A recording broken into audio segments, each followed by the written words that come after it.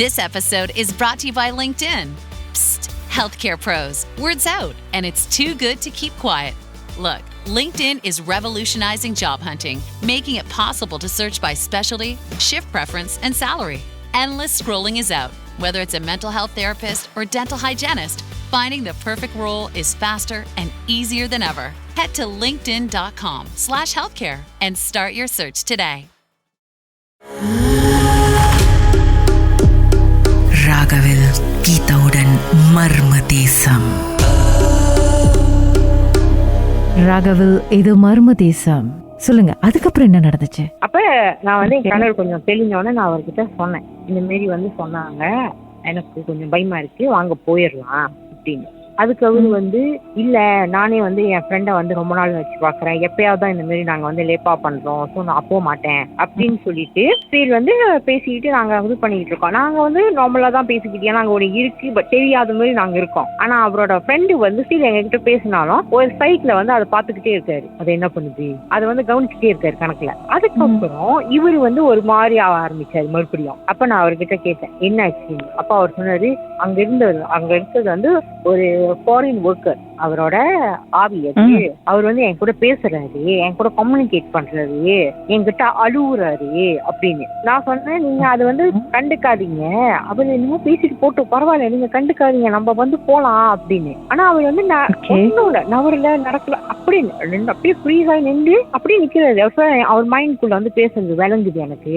அவர் வந்து சொல்றாராம், இந்த மாதிரி வந்து நான் வந்து ஒரு ஃபாரின் ஒர்க்கர், நான் இங்க வேலைக்கிறேன், ஆனா இங்க உள்ளவங்க வந்து நான் வந்து சப்போர்ட் பண்ணி என்னை அடிச்சு என்னை வந்து கொலை பண்ணி இந்த அலுவல தான் போட்டாங்க. இவங்க 2 பேரும் பாத்ரூம் போட்டாங்கல்ல, அந்த அலுவல தான் வந்து இவங்க வந்து போட்டு போயிட்டாங்க, என்னை வந்து காப்பாத்துங்க, நான் இந்த பில்டிங்குள்ளேயே மாட்டிக்கிட்டேன் அப்படின்னு சொல்லி அழுகுறாராம். நான் சொன்னேன், நம்மளாலாம் காப்பாற்ற முடியாது, இது என்னன்னு தெரியல, நம்ம போயிருவோம் அப்படின்னு. நான் போய் காடியில உட்காந்துட்டேன், நீங்க இப்ப காடி எடுத்தே ஆகணும், நான் வரமாட்டேன், இறங்க மாட்டேன், இங்க இருந்து நம்ம கிளம்பி ஆகணும் அப்படின்னு நான் சொல்லிட்டேன். அவரும் வந்துட்டு வேற வழி இல்லாம சரின்னு காடியில ஏறி உட்காந்துட்டாங்க. ஆனா காடியில ஏறி உட்காந்ததுக்கு அப்புறமா ஃபீல் வந்து இல்ல, எனக்கு பாவமா இருக்கு, அந்த மேல உள்ளவர் வந்து என்னை கூப்பிட்டுட்டே இருக்காரு, ஏன்னா அவருக்கு வந்து எதுவுமே செய்யலையா, அவருக்கு பசிக்குதான், அப்படி இப்படின்னு வந்து பேச ஆரம்பிச்சிட்டேன். நான் சொன்னேன், நம்ம அவருக்கு பாவம் எல்லாம் பார்க்க முடியாது, அது மனசால இல்ல, நம்ம பாவம் பார்த்துட்டு நம்ம கிளம்புவோம் அப்படின்னு. அதுக்கப்புறம் இவர் என்ன பண்ணாருன்னா, இல்ல எனக்கு மனசு கேட்கல, கொஞ்ச நேரம்னு சொல்லிட்டு உங்க கேன் வாங்கினாங்களா தண்ணி, அதுல ஒரு கேன்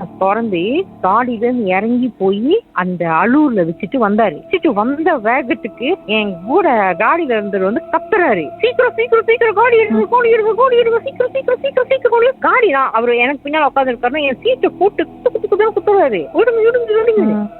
ஏன்னு தெரியல, நான் வந்துட்டு சீக்கிரம் போங்க அப்படிதான் சொன்னேன். இவரு காடி எடுத்துட்டாரு. அப்புறம் தான் வந்துட்டு அவர் சொன்னாரு, என்ன சொன்னார்னா, அந்த உருவம் பார்த்துட்டே இருந்தாருல, அது வந்து இவர் பாக்குறாரு, அது கண்டுபிடிச்சு கணக்குல வந்து நம்ம யார் கணக்கு தெரியல, ஆனா இவன் கண்ணுக்கு நம்ம தெரியும் அப்படின்னு சொல்லிட்டு நாங்க காடி எடுக்கிறப்ப அது புடின்றதுக்குள்ள அங்க இருந்து இங்க காடிக்கு அவ்வளவு வேகமா பறந்து வந்துச்சு. வெறும் தலை மட்டும், அதுவும் அந்த தலை வந்து அவர் வந்து எனக்கு டிஸ்கிரைப் பண்ணது எப்படி இருந்துச்சுன்னா, தலையில கண்ணு வந்து ஓட்டை, உள்ள ஒண்ணுமே இல்ல, ஓட்டை, மூக்கு ஓட்டை, வாயில வந்து பல்லு எதுவுமே இல்ல, ஆனா நாக்கு மட்டும் நல்லா நீட்டா ரத்த சொட்ட இருந்துச்சான். கண்ணு மூக்குல எல்லாம் வந்து புழுவா இருந்துச்சான், புழு அப்படியே முண்டிக்கிட்டு அவ்வளவு வேகமா. ஏன்னா அவ்வளவு நேரம் உருவம் மட்டும் தான் தெரிஞ்சு, எதுவுமே தெரியல. ஆனா நாங்க நவுறோம், காடி கிளம்புதுன்னு பார்த்த வேகத்துக்கு அங்க இருந்தீங்க அவ்வளவு வேகமா அது வர தலை மட்டும் தான் வந்துச்சுன்னா, அப்புறம் அதோட உடம்புல சரி அது அப்படியே காணப்போச்சு, ஒரு தலைதான் அவ்வளவு வேகமா வந்துச்சு.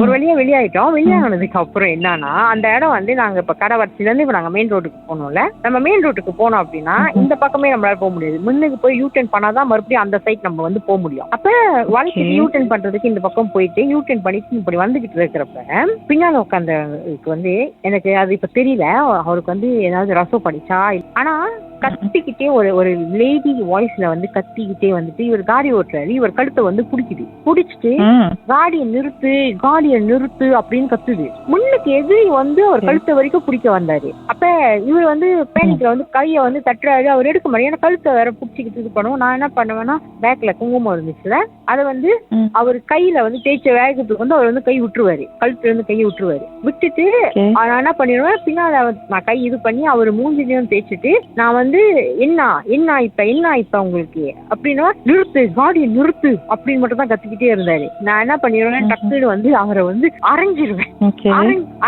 அரைஞ்சதுக்கு அவர் மயங்கிடுவாரு. ஓகே மயங்கிட்டாரு, நம்ம போயிட்டு நம்ம நல்லபடியா சேஃப் ஆனதுக்கு அப்புறம் எழுப்பிக்கலாம், அதுதான் மைண்ட் செட். அப்படியே விட்டாச்சு. ஸோ நாங்க யூட்டன் பண்ணிட்டு மறுபடியும் கணக்குல வந்து நாங்க மெயின் ரோட் வந்து அந்த கடை வரிசையை தாண்டி தான் போனோம். ஆனா நாங்க மெயின் ரோட்ல போவோம், கடை அந்த பக்கம் இருக்கும். ஓகேயா, நாங்க கரெக்டா அந்த பில்டிங்கை தாண்டி போறப்ப இவரு என் கணவர் வந்துட்டு ஒரு மாதிரி அழுவுறாரு. நான் நினைச்சேன் மறுபடியும் ஒரு விளையாடுறாரு போல நம்ம கிட்ட அப்படின்னு நினைச்சிட்டு, இப்ப என்னாச்சுன்னு எனக்கு வந்து தெரியுது. அவர் ஃபேஸ் வந்து மூஞ்சி மாறுறது எனக்கு தெரியுது. கண்ணுலாம் சின்னதா போய் பிபிலாம் நல்லா பெருசா போய் புருவம் அதெல்லாம் வந்து வேற வேற ஷேப்புக்கு அந்த மூஞ்சி ஸ்ட்ரக்சரே மாறுனதை வந்து நான் பார்த்தேன். அப்புறம் அவர் வந்து மொழியில பேசுறாரு, நான் வந்து அங்க போனோம், என்ன இந்த மாதிரி பண்ணிட்டாங்க, எனக்கு பசிக்குது, எனக்கு தாகமா இருக்கு அப்படின்னு அவர் வந்து மொழியில பேசுறாரு. ஆனா என்கிட்ட அப்ப எனக்கு என்ன பண்றதுனே தெரியாத பசி. என்ன பண்ணுவேன்னா, இவர் வந்து முந்தி வந்து என்கிட்ட ஒரு வாட்டி சொல்லியிருக்காரு, நல்லதா இருந்தாலும் கெட்டதா இருந்தாலும் நம்ம வந்து ஸ்ட்ராங்கா இருந்தோம்னா அதால நம்மள வந்து எதுவும் பண்ண முடியாது. கணக்குல நம்ம விட்டோம், நம்ம வீக் ஆயிட்டோம் அப்படின்னா தான் அது வந்து நம்மள ரசோவ் பண்ணும் அப்படின்ற வாசி எனக்கு வந்து இவர் தெளிவா இருந்தாருன்னா அப்ப அது வந்து போயிரும் அப்படின்னு ஒரு தாட்னால நான் இவரையும் வந்துட்டு அரைஞ்சதுக்கு என்ன ஆயிருன்னா அவரு மயங்கிருவாரு. யார் ஓட்டுறது?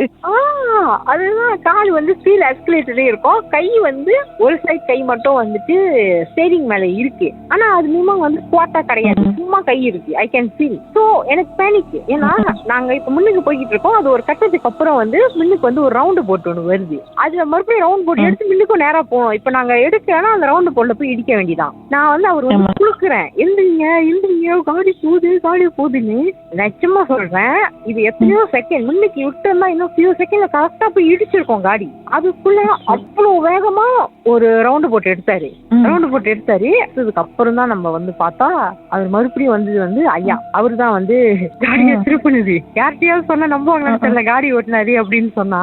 ஆனா அவரு தான் இழுத்துட்டு போய் மறுபடியும் நாங்க முத அந்த எண்ணெய் ஊத்தணும்னு சொன்னோம் ஊருக்குல, அங்க போய் தான் நிப்பாட்டினாங்க காடிய. அப்ப அங்க வந்துட்டு நிப்பாட்டிட்டு நான் தான் வெளிச்சமான இடத்துக்கு போக சொன்னேன், எத்தனை வாட்டி நான் வந்து உங்களுக்கு வந்து வார்ன் பண்ணேன் அப்படின்ட்டு இது பண்ணிட்டு அவர் மழை எழுதிட்டாரு. அப்புறம் தான் நான் இவரை எழுப்பி உள்ள வாஷ்ரூம் போயிட்டு எல்லாம் ஃப்ரெஷ் ஆகி எல்லாம் செட்டில் ஆனதுக்கு அப்புறம் தான் நாங்க கொஞ்ச நேரம் உட்காந்து அப்பதான் யோசிக்கிறோம் என்ன நடந்துச்சு, பாட்டுக்கு பிறகு என்ன நடந்துச்சுன்னு பார்ப்போம்.